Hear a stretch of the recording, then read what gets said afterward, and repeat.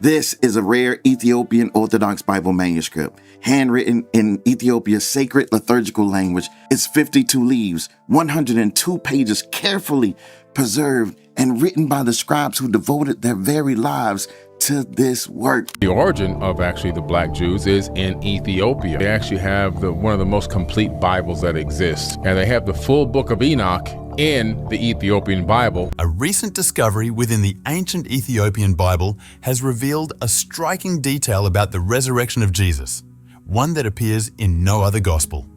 Scholars are buzzing over this alternate account, debating where it came from and what it could mean. Does this long-preserved text offer new insight into Christianity's most foundational event, or is it simply a fascinating outlier?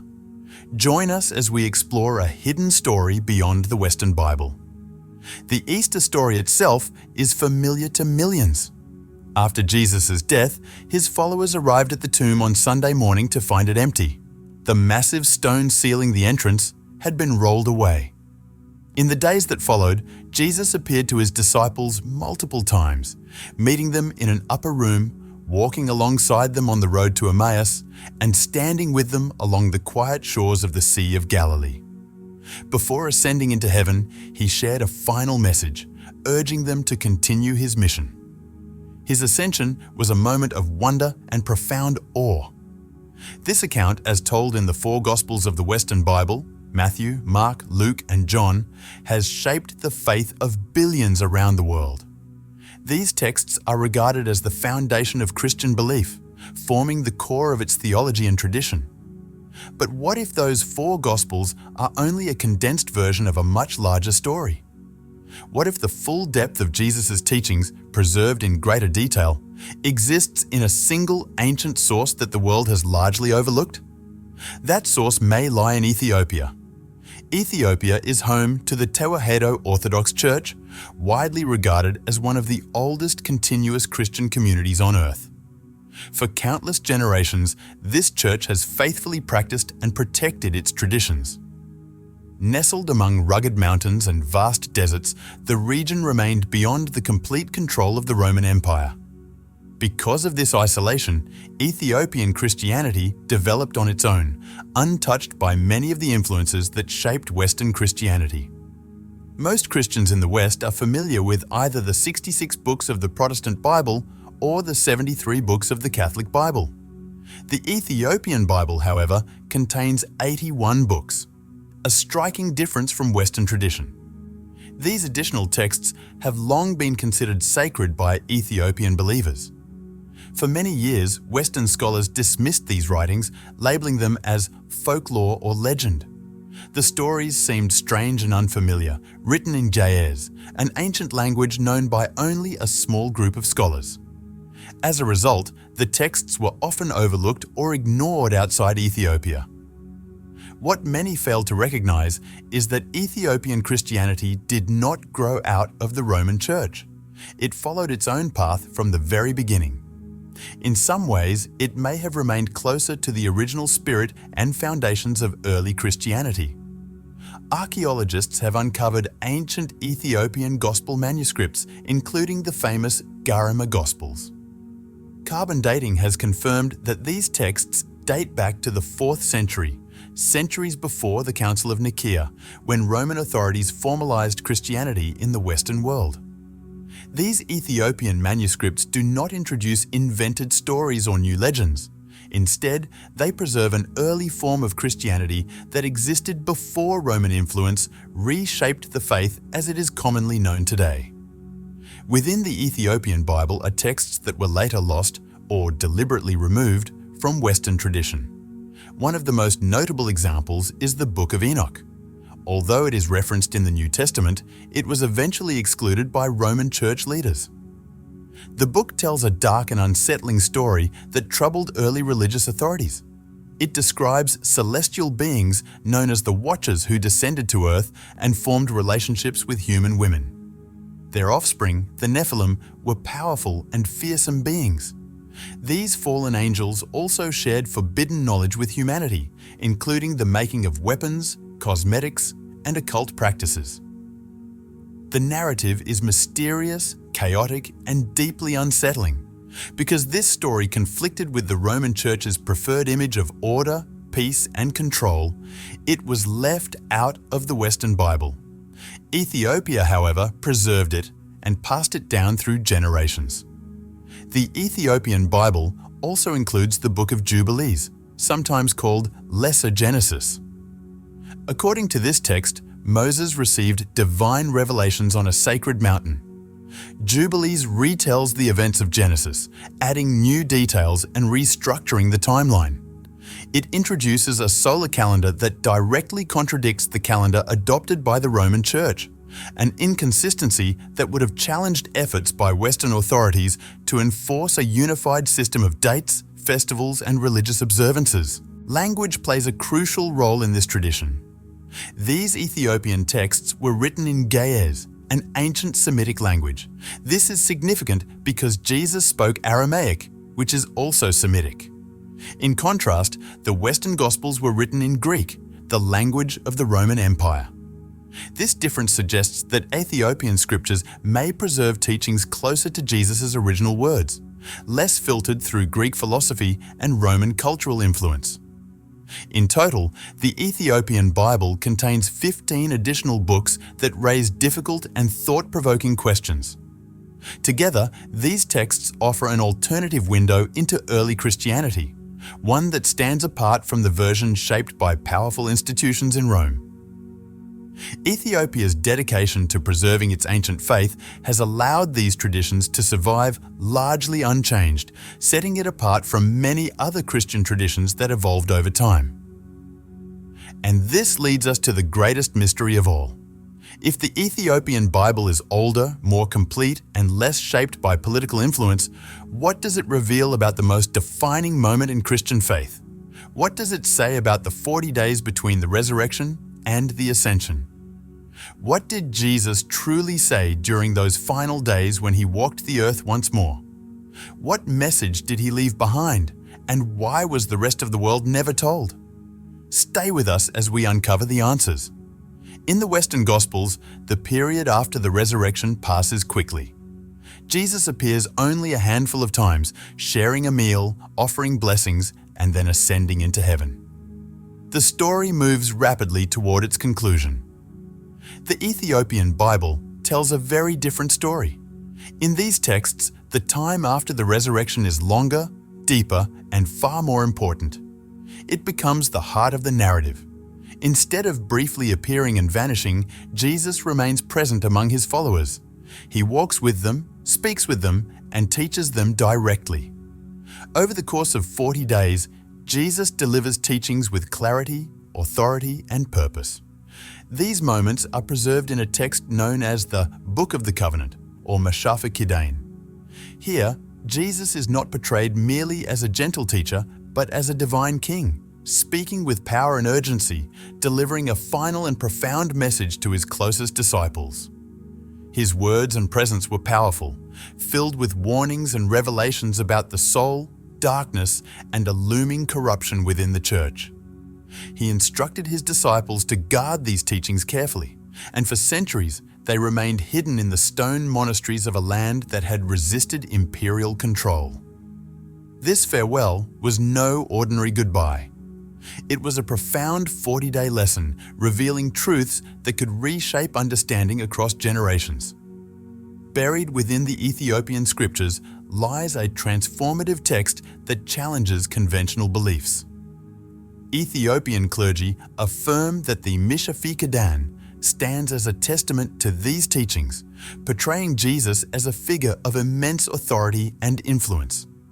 In this text, his words carry a divine weight, presenting him not just as a teacher, but as a supreme ruler issuing decisive guidance. His resurrection is not the end, but the beginning of his rightful reign. The initial law he presents questions worldly authority. He declares that his Father's power is not made by human hands, but comes from a compassionate spirit. This statement holds tremendous significance. In a world rife with religious conflict and violence, he urges his disciples to reject aggression, even in his name. This is not a call to arms.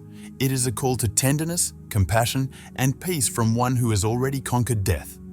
He goes further, teaching a lesson that transforms the understanding of faith itself. According to him, the Spirit will be their source of strength, the heart their place of worship, and love their guiding law. These simple words carry profound meaning. If the heart is the true sanctuary, what then of the grand temples built from stone and gold in his honor? If love is the only law, what of the rigid rules and divisions that would later fragment communities? This teaching emphasizes inner belief over outward displays of power. It does not depend on influential leaders, lavish structures, or worldly authorities. For those seeking control, this could be seen as a threat. Most striking of all is the warning he gives. His teachings, he says, will be altered in the future. Many will claim to speak for him, yet they will have no real connection. His words will be twisted, misused, and exploited for personal gain, an enduring caution to those who would follow blindly. He also foretells that, in the future, grand structures of stone and gold will be built, overshadowing the spiritual growth that guided the first followers. Within the Ethiopian canon, there is an ancient text called the dynasty, meaning the teachings that expand the message. While versions of this work exist in other traditions, the Ethiopian manuscript contains unique details found nowhere else. The dynasty serves as a gentle yet authoritative guide, offering practical instructions for creating a different kind of community, one not centered on wealth or power, but on humility, simplicity, and devotion. It subtly critiques the accumulation of riches and the corruption that can pervade organized religion. Instead of glorifying opulence, it emphasizes fasting, prayer, compassion, and the pursuit of inner righteousness. Jesus warns against imitating future religious figures who exploit the poor while displaying lavish attire. It is a timeless caution, highlighting the gap between leaders who live in comfort and the followers who struggle under their authority. According to the monks who preserved these manuscripts, this teaching was considered dangerous by powerful individuals because it revealed a profound truth. The true kingdom of God is not built through wealth or domination. It exists within the heart of each believer.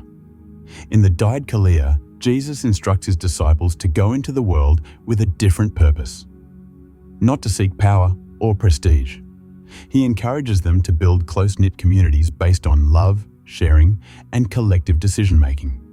These communities, he explains, should be rooted in trust, collaboration, and compassion, a vision of a harmonious world free from oppressive leaders. He also warns about the future misuse of his name. Many will exploit it to gain wealth, while others will compromise his teachings for financial gain. Instead, he urges his followers to seek him in solitude and simplicity. It is in these humble, unassuming places that his authentic message endures. These warnings are only the beginning.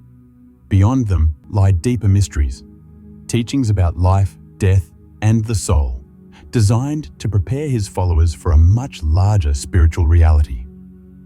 Let's explore further. The battle between light and darkness.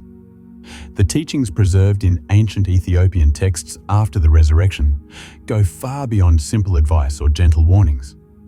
They open a vast and profound spiritual realm, almost otherworldly in nature. Often overlooked, these writings offer a perspective distinct from Western Christianity, one that challenges conventional views and delves into the true nature of existence. The texts begin by re-examining death. According to these scrolls, the resurrected Christ explains that his death was not what the disciples thought. He teaches that death is not the end, but more like changing clothes. The body is temporary, a garment that wears out, while the spirit endures. This insight transforms the understanding of life entirely. Instead of focusing on a single resurrection at the end of time, attention shifts to the eternal life of the spirit. The material world becomes a temporary gateway, not a permanent home. He then introduces a concept that echoes ancient Eastern teachings. Every person carries two internal flames. One flame rises toward enlightenment, the other descends into darkness. Every thought, word, and action fuels one flame or the other, shaping the path of the soul. Life, then, is an ongoing process of cultivating the inner flame, with every choice influencing one's spiritual destiny. There is no escaping this responsibility. Each day contributes to the growth or decline of these inner fires. Among the more chilling ideas in the Ethiopian canon is the notion of the walking dead, people who appear alive outwardly but are empty within. Living without spirit is likened to inhabiting a silent tomb. Those who allow their inner flame to die, replacing it with pride, wealth, or the pursuit of power, may seem vibrant externally, but inside they are hollow. While unsettling, this concept resonates deeply with modern society. And yet, despite its strange and daunting nature, these teachings lead to an even more astonishing revelation, hinting at truths that stretch far beyond what we have been taught to expect. Within the Book of the Covenant lies a revelation that strikes at the heart of Ethiopian spiritual thought: the concept of dual creators. This idea is one of the most surprising aspects of Ethiopian tradition. According to Christ, there is the Father of light, the ultimate source of all life, and a secondary creator known as the architect of darkness. This second creator, blinded by its own arrogance, is responsible for shaping the physical world. Yet, despite its beauty, this world is ultimately an illusion, attractive to the eye but lacking true substance. In this realm, truth and falsehood exist side by side, making it easy for the soul to become confused or misled. This vision closely resembles ancient Gnostic teachings, which suggest that the material world is flawed and that our souls are trapped within it. The architect of darkness holds sway over earthly power, wealth, empires, grand structures, and fear. Those who follow him may gain riches and influence, but all within a realm that is only partially real. The danger, as Christ warns, is that future generations might mistake this deceiver for the true divine source. Early Roman leaders considered this belief a serious threat. They waged battles against its followers and destroyed many written records of the teachings. Yet, in 1945, an extraordinary discovery was made in the Egyptian desert of Nag Hammadi, a jar containing forgotten texts that shared a common theme. The physical world was not created by the Supreme God, and Christ had been sent to free humanity from this lower, illusory realm.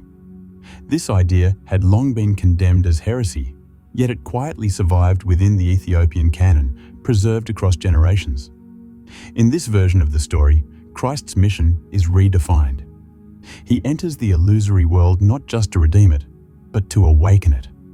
He is portrayed as a revealer, a guide who restores the soul's memory of its true home. He reassures his disciples that the real light dwells within every individual, even in a realm ruled by darkness. Blessed is the person who discovers this hidden radiance within their own being. He reveals a final, profound secret to help guide them through their inner struggles.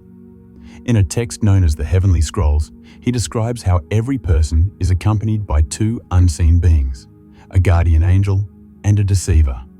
The angel leads the soul toward enlightenment, while the deceiver stirs doubt and chaos in the mind. These invisible companions remain with each individual from birth to death, and within the depths of every thought, a subtle battle unfolds. He teaches that this struggle cannot be resolved by temples, rituals, or leaders. It must be faced personally.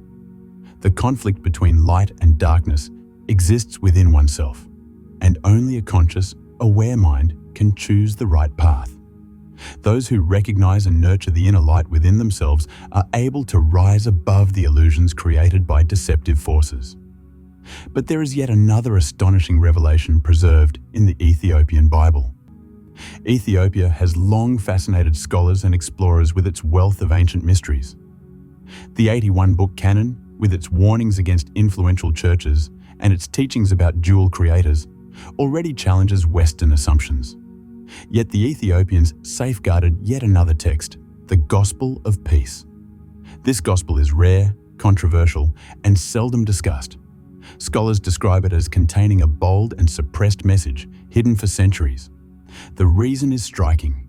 In this gospel, Christianity's most famous event, the crucifixion, is absent.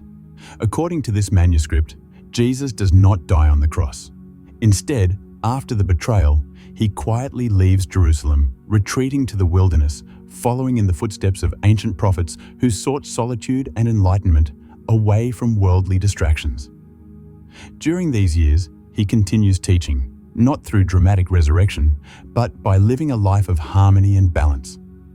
His message emphasizes gentleness, simplicity, love, and unity, rather than establishing a rigid religious system.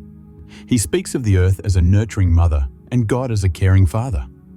Rivers are described as cleansing angels, trees as life-giving beings. He blesses those who plant seeds, suggesting that even such humble acts are sacred. Walking barefoot through the fields, he embodies compassion and humility, showing that heaven is not a distant place. It exists in the way we engage with the world around us. Why was this gospel of peace considered so dangerous? Why was it suppressed while the story of the crucifixion became universal?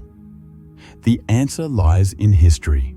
In the 4th century, the Roman Empire was beginning to fracture. Emperor Constantine sought a unifying force to maintain control, a single dominant faith.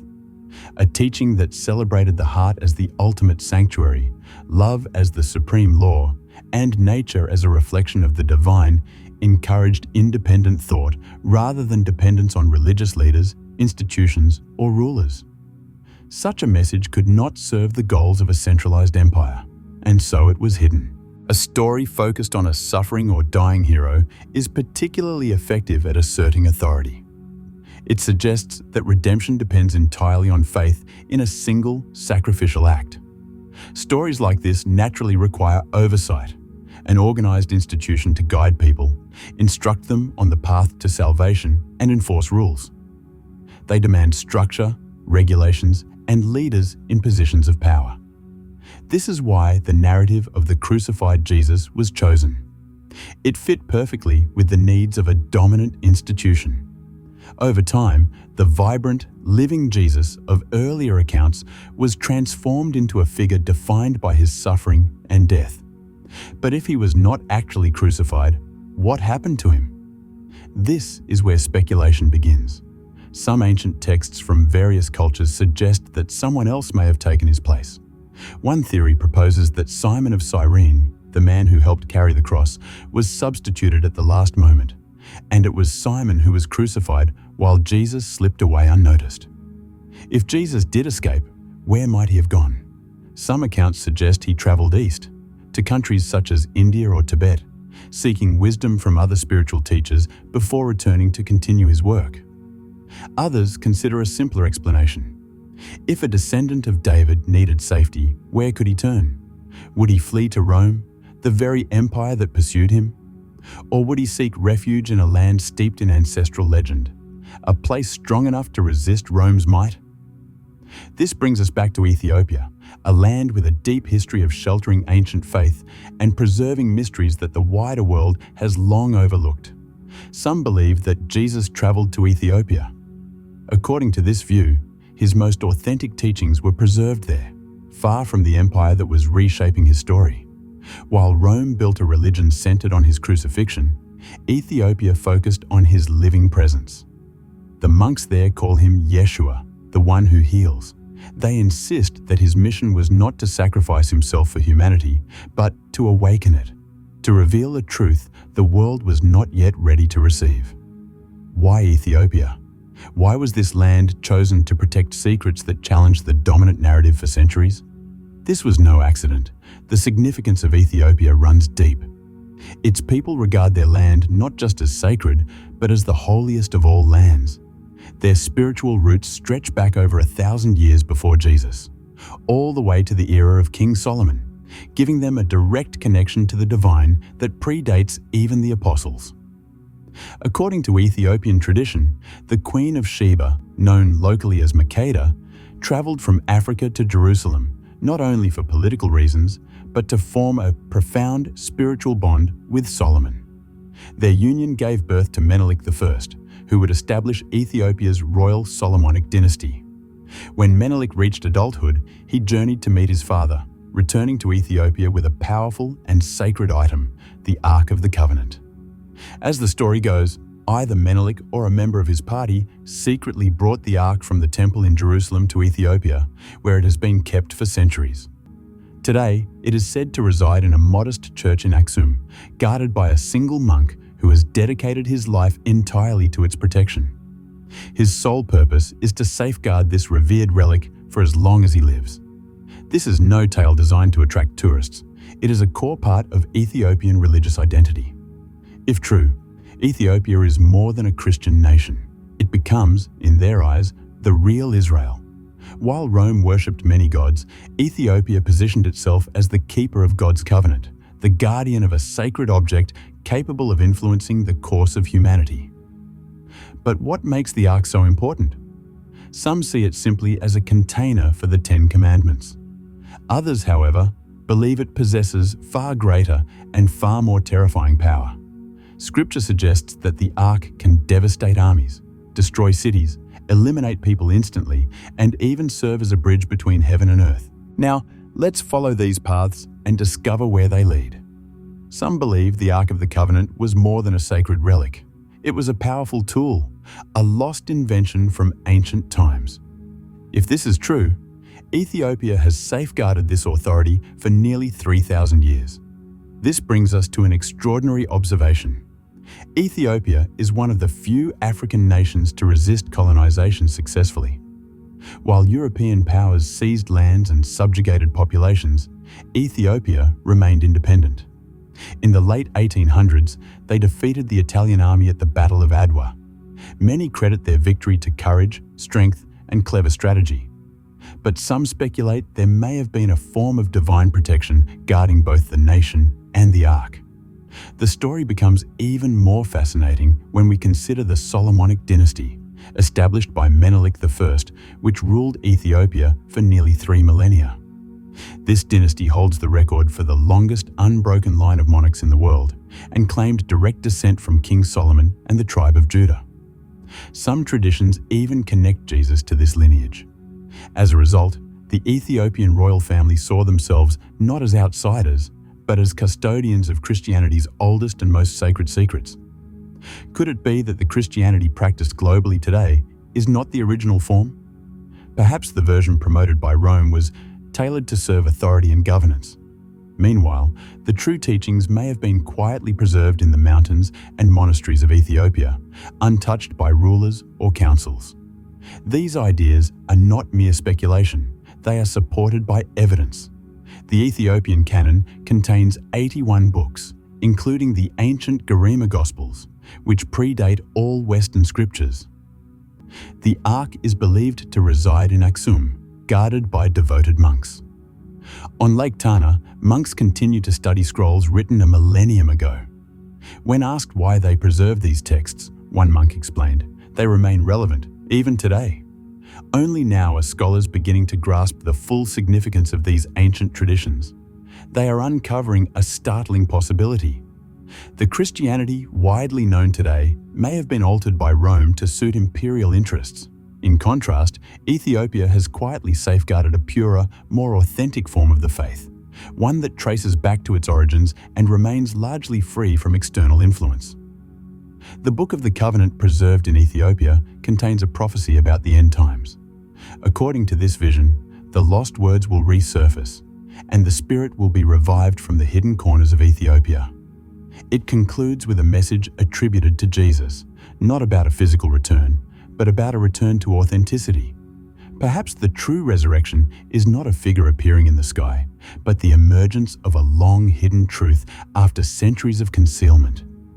This truth has been carefully preserved, passed down through generations, and may now be ready for humanity to receive. What do you think about the Ethiopian Bible? Share your thoughts in the comments. If you enjoyed this video, don't forget to like, share, and subscribe to the channel for more fascinating stories. And before you go, check out our other videos. You won't want to miss them.